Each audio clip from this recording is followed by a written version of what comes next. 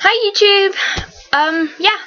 So today I thought of a couple of pretty interesting topics that you probably don't care about, but I figured that for today I wasn't going to talk so much about me, and I wanted to make a vlog, but I didn't want to talk about me. So, yeah. Firstly, for some strange reason, in my life right now, Hitler facts have become this huge thing in my family, and it's like, oh, did you know Hitler did blah blah blah? Did you know this? Did you know that? So I thought I'd share some of my Nazified factoids with you, because I'm sure you love Hitler and the Nazis. We know you do, Katie Walters, we know. The first fact is that Hitler's real name isn't Adolf Hitler. His first name might have been Adolf, but his last name used to be, before he changed it mighty and powerfully to Hitler, used to be something like If anyone knows, please comment in the thingy below me. Yeah, so if you know his actual previous name, I'd like to have that written down. So yeah. And in World War I, while Hitler was fighting in the war, he apparently had a pet fox which he tried to domesticate, but everyone else in his military sector of things thought he was ridiculous, and then the fox got blown up in a bombing raid, so it was all a bit of a waste of time.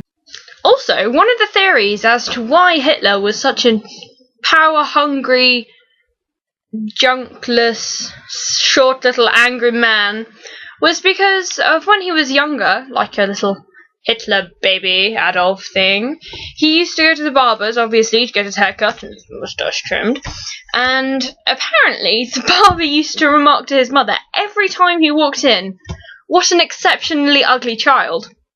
And it's probably true that Hitler baby was very, very ugly, but what a mean barber. Possibly the most interesting fact that I got from Katie, I'm not sure if it's true, so it might not even be a fact, this may be a lie, beware, was that apparently Hitler's mother was going to have an abortion, and then her doctor talked her out of it. Let's have a moment of silence for the part where we loathe the guts of that doctor that talked the woman out of giving birth to probably the most evil man of the 20th century. Thanks a lot, German medicine.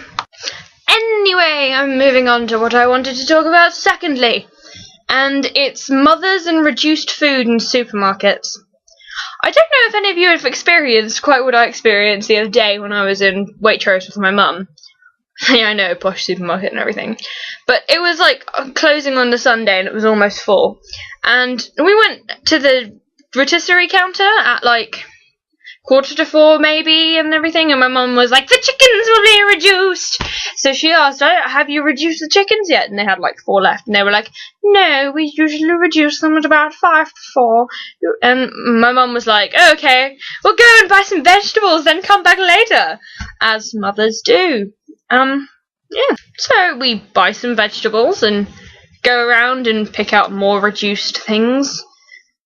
I don't know if this is just specific to my mum and all her Eastern European friends, but do your mums go into supermarkets and have this reduced food mindset and then storm into the reduced aisle and pick up all the frozen food and everything and the sandwiches and the reduced sushi and the lunch bit? It's kind of crazy, really. Anyway, so my mum goes back to the rotisserie counter and she's like, are they reduced yet? And the people there are like, no.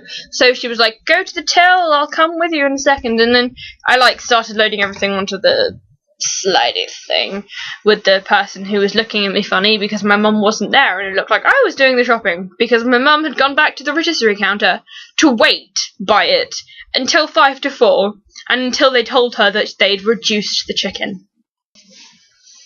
I think now is an appropriate time to add that the chicken wasn't that spectacular for all the effort we went through to be eating reduced chicken. It's insane. My mother is crazy.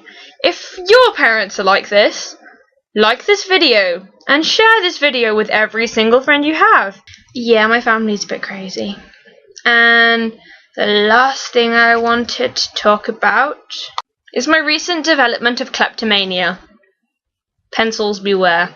Okay, so most of this isn't actually particularly recent. Since the beginning of my school life, every pencil I've seen on the floor, I've had to pick up, put in my pencil case, and keep forever.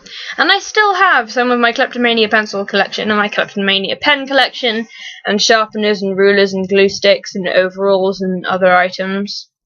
Let's not go there. But then recently, I've developed this absolute crazy obsession with conkers. It might be because we haven't had that many conkers fall from the trees this year. If you're American, this is a horse chestnut, by the way. And every single conker I see, I have to pick it up and take it home. It's like my body will not physically allow me to reject the little conkers. I mean, as long as they're whole and not mushed by cars and everything. But I have to pick up conkers at the moment, and it's like, what is wrong with my brain? Yeah.